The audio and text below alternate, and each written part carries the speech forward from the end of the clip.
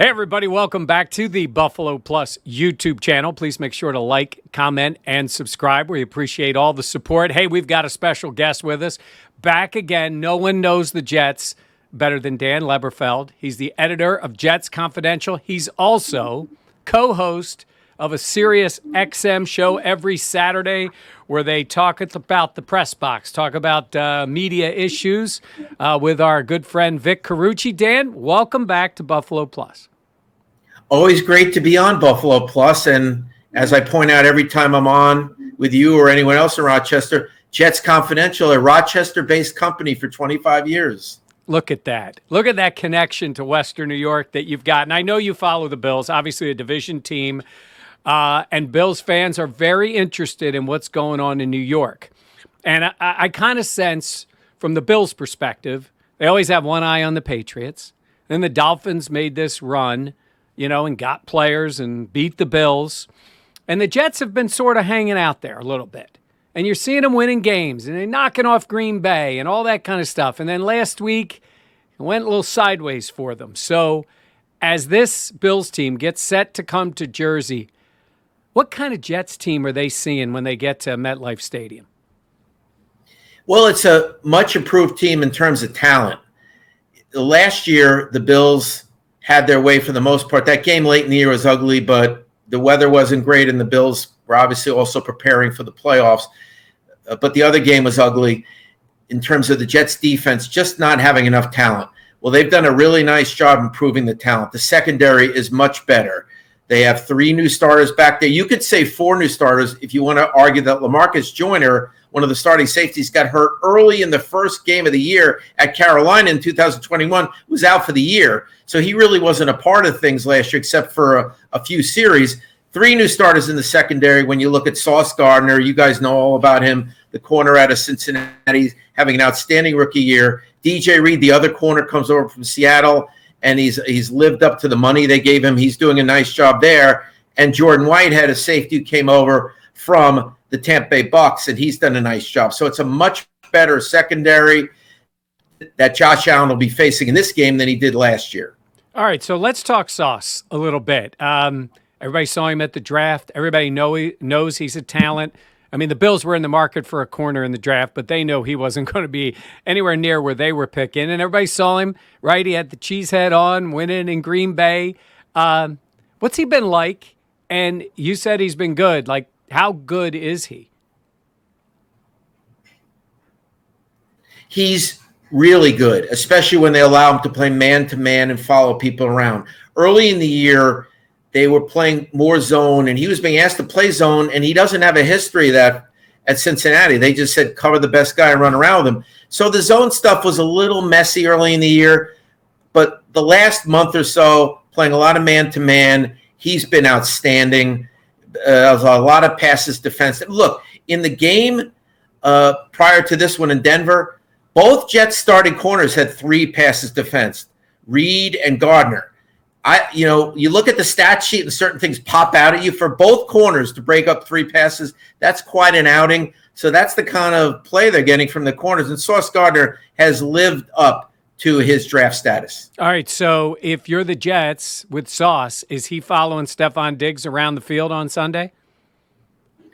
Well, that's kind of risky because the Bills have so many weapons. I'm not sure exactly what they'll do there.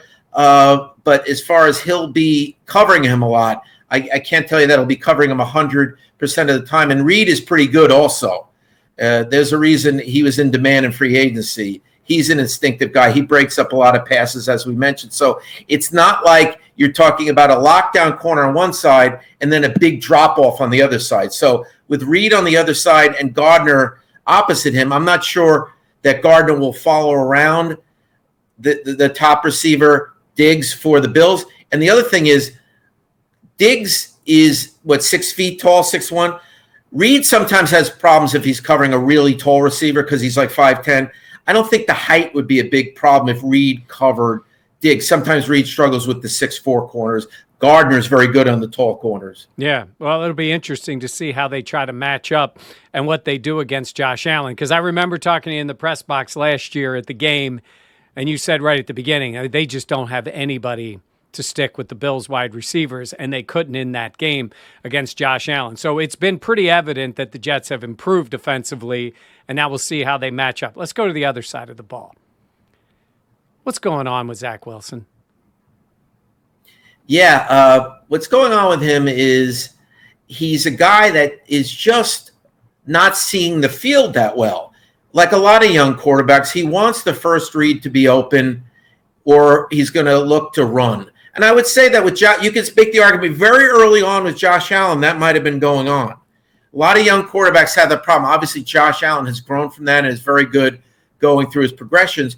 But right now, Zach Wilson is not seeing the field that well. He's not trusting his eyes that much. Hey, if the first read is open, like look at the highlight of the Tyler Conklin touchdown in their last game against New England. It was the first read. It was a great throw, touchdown. But if that first read isn't there, like a lot of young quarterbacks, I think he gets into panic mode. Like, where am I going to go? They don't want to go through their progressions. They want to go through the thing they're looking at. They don't want to turn their head. So I think that he needs to improve going through his progressions, and also completion percentage. Completion percentage is huge in the NFL, because if every other pass is hitting the ground, when you're lingering around 50%, it's hard to sustain drives. He was around 50% last week against New England, 20 of 41. Hard to sustain drives when every other pass is hitting the ground.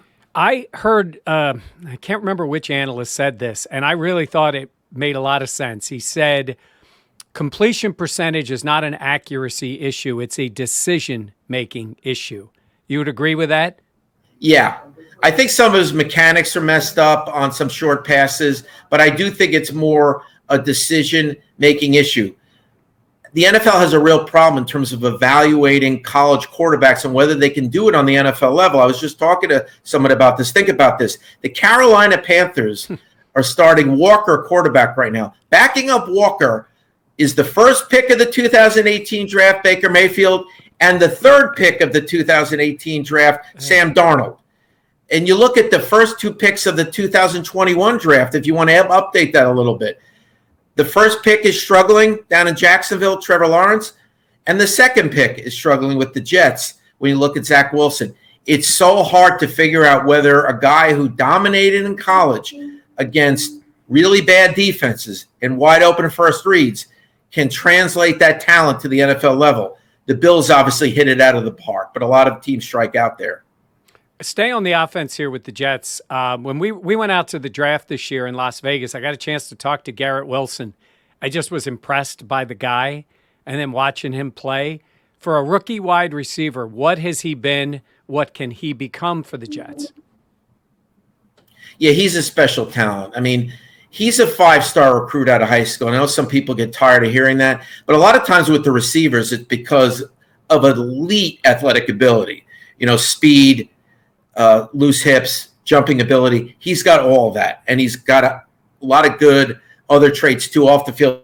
You saw in Vegas when you interviewed a high-character guy as well. So I think the sky's the limit for that player. I think that when you look at him, he's got it all. The only thing he doesn't have is great height, but he's tall enough. But he does it all. The problem for the Jets receivers now is the quarterback is not going through his progressions that well, and that's what probably led to the Elijah Moore blow-up. I'm sure you're going to want to get into that as far as the quarterback. Like, if you're Josh Allen, if Elijah Moore is on the Bills, and I'm sure Bills fans would love that, they're always looking for another weapon for their team. Elijah Moore is not complaining. Now, I'm not condoning what he did on Twitter, complaining about his role, but my point is, when you have a quarterback like Josh Allen or Patrick Mahomes, and at the end of the day, they're 30 or 40, this guy has 5 catches, this guy has 4 catches, everybody's eating, and nobody's complaining. When the quarterback is locking on his first read and is completing 50% of his passes, there's going to be some disgruntled guys in the receiver room. And let's be honest, Garrett Wilson hasn't complained, but he hasn't exactly been putting up big numbers the last 3 or 4 weeks.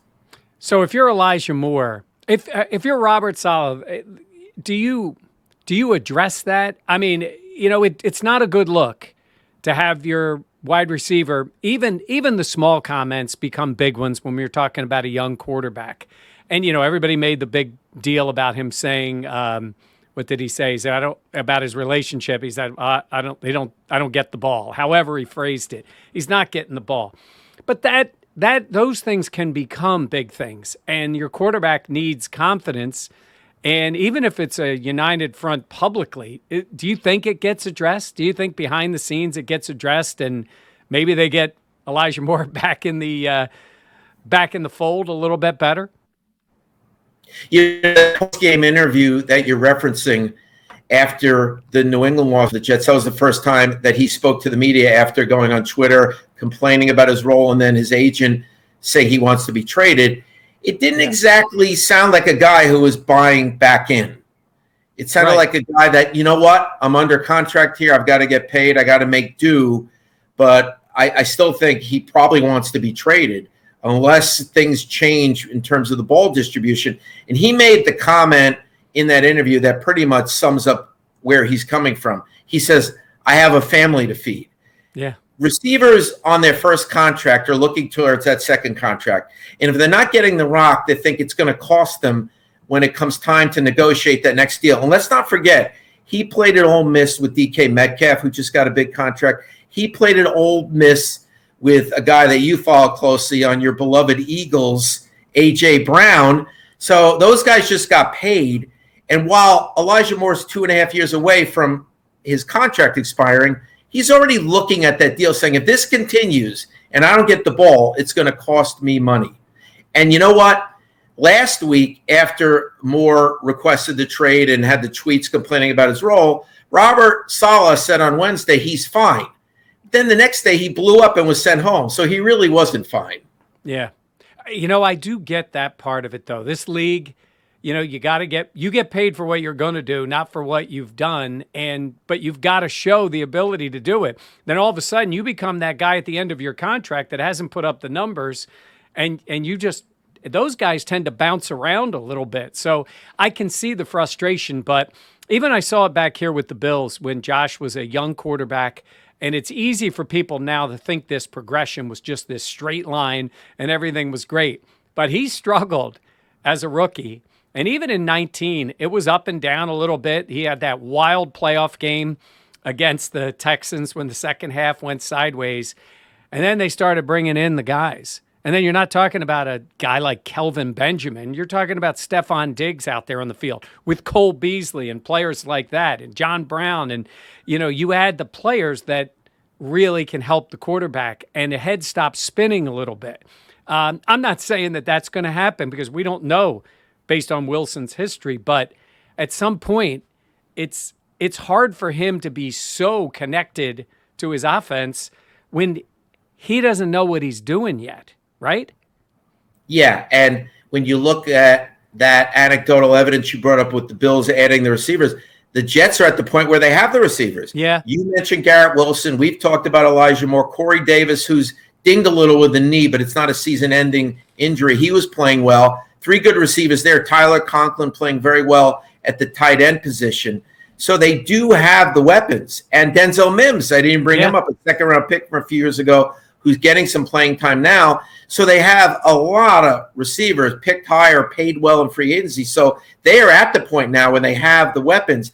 It's up to the quarterback to go through the progressions better and get more guys involved. But the point is, can he do it, or it's not in his DNA? And you're talking about a team that's 5-3, and we can pick on whatever part of that you want and say, well, how they won, all those kind of things. They're 5-3. Like, you look at the way this league is this year, and if you're a head coach, you got to win games. So it sort of came out that he's committed to his quarterback, but that isn't guaranteed, right? For this season, you don't get that feeling that he's lining up with Wilson every week, no matter what. It's hard to believe when you look at a 5-3 team that's in playoff contention in a year where the league is a little watered down and you can get in. Let's say they lose a few games, they can still challenge for a wild card. If they finish up, I have to get the record straight now with the 17 game, 10-7 or something like that. The point is, so how can he be committed to a quarterback who has struggled so much? Here's a stat for you. The third down percentage.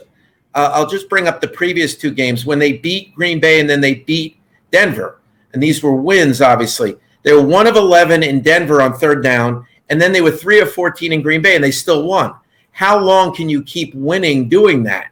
It's going to be really hard. So they got to improve on third down. They got to improve the completion percentage. But it's hard to believe that Joe Douglas and Robert Saleh would commit to a quarterback the rest of the year when they're in playoff contention if he continues to struggle and they're going to go to the end of the year with him. That answer that you heard about, in the media, was all over the place, that Saleh has committed to Zach Wilson through the end of the year. You're a veteran reporter, Mike. I want to get your take on this. It was a long question. It might have been considered a little bit of a trap question, like, will Zach Wilson be your quarterback at the end of the year or just this week? But there was a lot more verbiage in it than that. I'm just watering it down. So he says in the answer, Zach Wilson is our quarterback. It was a quintessential question where there was no way out, because if he said, we're just committing to him this Sunday against Buffalo, people say, oh, there's wiggle room here. He's not committed to him. So what do you do if you're Saleh in that answer? Right. You're kind of stuck.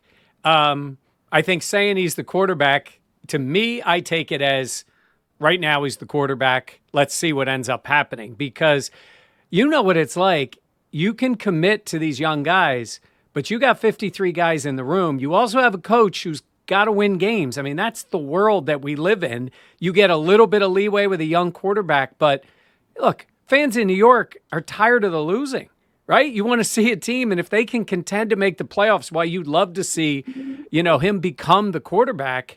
If it's Mike White or, dare we say, Joe Flacco, and they could make the playoffs, I think they would take a shot, wouldn't they? Yeah, you would think they would. But, there's a thing in the NFL, and you saw it in Buffalo a lot more before the current regime took over, called confirmation bias.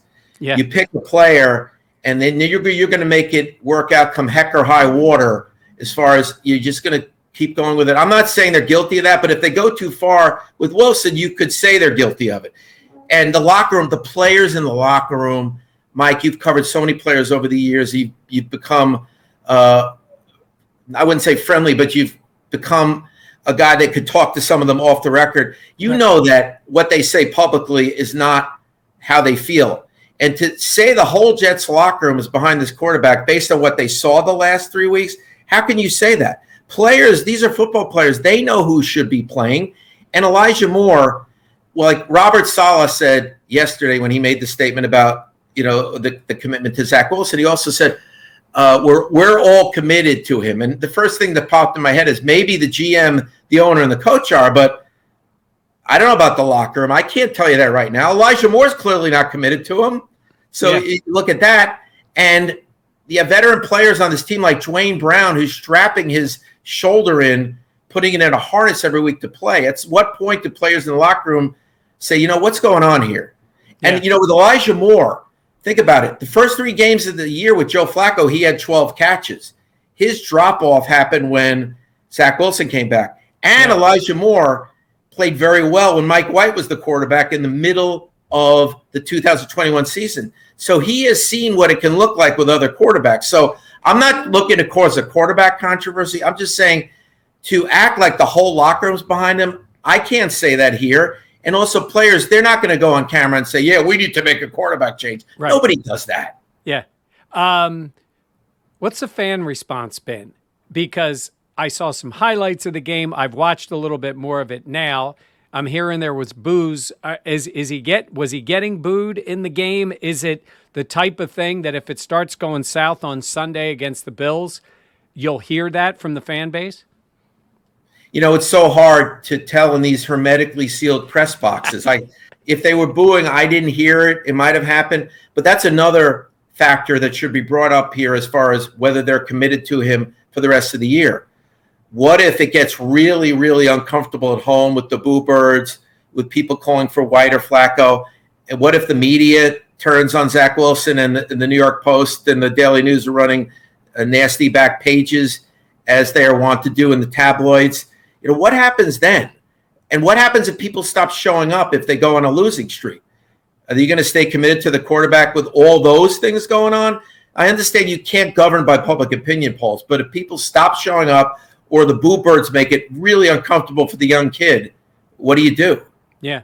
No, we're talking about the issues, and you got to figure out the quarterback because everybody knows you can only go so far without a guy that can play. But in general, where they are from where they've been, you've talked about the improvement, and they are 5-3. Would you say that the average fan, the average Jets fan who's been dying for something, thinks they're heading in the right direction now that they finally have some traction, or is the quarterback thing going to be what puts it one way or the other? I think it's mixed. You have a lot of fans that say, let the kid play, let him learn, let him develop. He's still only 23. Let him take his lumps and he'll get better from it. And then another faction of the fan base feels like, you are 5-3. Go for it now. Maybe make a quarterback change. See what someone else can do. I'll say this for Mike White. I've covered him since he arrived here from Dallas when the Jets claimed him off the Cowboys practice squad. He was a 5th-round pick out of Western Kentucky in the 2018 draft by the Cowboys. I see him in practice. He's very good at going through his progressions. He's also been good in the preseason doing that. And when he had the thing is, he got benched after the Buffalo game last year. Right. Buffalo had the number 1 defense in the league.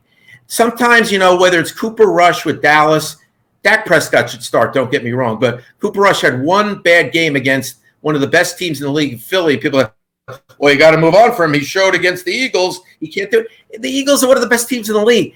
It seems to me that when the backup goes in, they have to walk on water. They can't have one bad game. Yeah. Develop players. So Mike White is a good progression guy. If they turn to him, I think he will see the field a little better. I'm not saying they should do that. I'm just saying he's an option who has shown that he's pretty good at going through his progression scans. Now, you've been around this league a long time. You see what usually happens. It's usually there's just such a hierarchy of quarterbacks, and we've talked about Allen. It's Allen and Mahomes. And this year, Jalen Hurts has been really good. But all the other guys, when we look around, Brady's struggling. Rodgers is struggling, right? Wilson is struggling. And I got to ask you, what's going on in Seattle? Could you have seen any of that happen? You know Geno as well as anybody, all the times you've seen Geno play. Does it surprise you at all that he's having the success he's having in Seattle? Well, I think we've all seen quarterbacks have a renaissance in their 30s. It's such a tough position mentally that you're moving up the growth curve slowly and surely. And if you last into your 30s, all of a sudden the light bulb could come on. You look at Rich Gannon with the Raiders, or Vinny Testaverde later in his career with the Jets, Jim Plunkett with the Raiders. There's probably other examples you could think of as well. But when you hit your 30s, there isn't much you haven't seen. And the position is so mental that I think some guys truly come out of the woodworks in their 30s, and all of a sudden you're like, wow, this guy can play. And I think Geno Smith is a guy that's shown that. He's been through a lot, and I think we're in a good place mentally. Once again, I was talking to Vic Carucci on the show last week, and I'm like, you know what? I'm done with these week-to-week narratives. Because remember, like with the San Francisco 49ers, they have the best defense in the league, and then they have that rough game against Kansas City, and people are like, I don't know about their defense. I'm done with week-to-week narratives. They're ridiculous. You can get vertigo. Your head starts spinning, going back and forth on these things. Yeah. I'm not sure that Geno's totally there, but so far he's been very impressive. Yeah. It's so hard week to week. It's all about matchups. I think teams change so much as best they can week to week, whether it's schemes, whether it's plan, and the better teams that have more quality players can do that a little bit more. The perception of the Bills, would you say, from the Jets fans? Everybody's always been focused on New England. Miami's a rival in that way. But when the Bills come in, and there'll be Bills fans there on Sunday, do the Jets look at this as, they're playing the team that's the favorite for the Super Bowl. Josh Allen might be the best quarterback in the league. Do they look at themselves as any sort of rival with the Bills? Would you think that way, both fan-wise and maybe team-wise? They're not going to say it, but I can't imagine they think they're on the Bills level yet. You have to think positive going into a game, but the Bills might be the best team in the league. The thing about the Bills that has impressed me the most, obviously Josh Allen is awesome and Diggs and all that, how they've held up in the secondary with all these injuries in a passing league. The rookie cornerback Elam playing, and Trey White finally coming back, but Trey White being out for a lot of the year, and then some other corners got beat up. Obviously, Hyde is out for the year. Poyer's been in and out with injuries. How do you hold up if you're Buffalo in a passing league with a patchwork secondary? That's been the most impressive thing. I've entered games, in terms of evaluating Bills matchups, thinking, you know what, they could have trouble this week with that secondary, but it really hasn't happened a lot. No, they do such a good job of coaching players up. And then, they keep adding to the defensive line. And Von Miller has been such an impactful player for them. And the D-line has been much better, and they're getting more pressure. So it's a combination of they coach these guys up. I mean, the two young safeties have played pretty well when they've been in there, but it's not Poyer and Hyde, and that's a difference. And we saw it this past week. Guys can't get deep on them, which is normally not the case when those two are on the field. So they're a little bit vulnerable to that. But you're right. They bring young players in, and they've responded really well. So I always ask you this when it's Bills and Jets. So give me the scenario for the Jets. They're substantial underdogs in the game, as you would expect. What do they need? What do they need to have a shot late in this game with a chance to pull off the upset against the Bills? So Josh Allen is one of those guys, the old Dan Patrick line. You can't stop him. You can only hope to contain him. So they need to contain Josh Allen, kind of like Green Bay did to a degree in the Buffalo win over Green Bay. Contain him, and Zach Wilson cannot turn the ball over like he did last week. But some of those picks last week were like layups for the defensive backs. They were so easy. If they do that against Buffalo, they have no chance. So defense dominating on the front, getting a lot of pressure on Josh Allen, and Zach Wilson not turning over the football. I mean, I think Buffalo's going to win, but I think they can hang around if those two things happen. All right. Well, always a great insight into what's going on with the Jets. And what I appreciate you, Dan, you always tell us the straight thing. You always tell us what it is, whether it's good or bad for the Jets. At least it's been a little bit positive. It does trend that way. And like it was in Buffalo, you got to figure out the quarterback. And once you do that, if he ends up being really good, the whole team can go that way. If he doesn't, well, you might have to look elsewhere. Hey, look at it this way as far as evaluating quarterbacks and how hard it is even for the top GMs in the league. Joe Douglas is a very good GM. And whether this works out or not, I still think he's a good GM. It's so hard to determine a player like Zach Wilson playing at BYU, playing against the likes of Texas State and Troy, and then playing against Sean McDermott and Leslie Frazier's defense and Bill Belichick's defense. How do you determine whether a guy can take a quantum leap like that until he does it? But I just want to say this about John Elway, one of the greatest quarterbacks of all time. How many whiffs did he have when he was running their personnel department in Denver?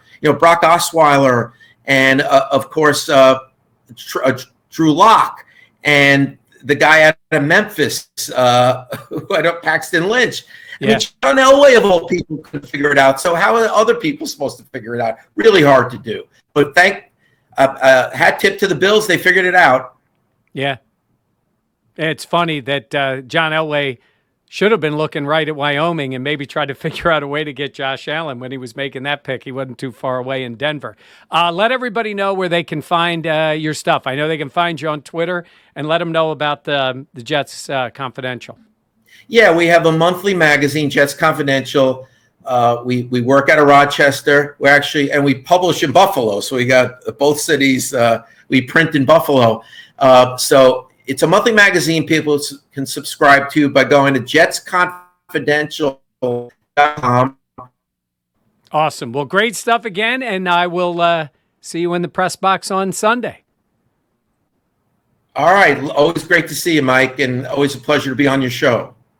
All right. Hey, and thanks to all of you for watching. Please, again, make sure to like, comment, and subscribe, and we'll see you next time on Buffalo Plus.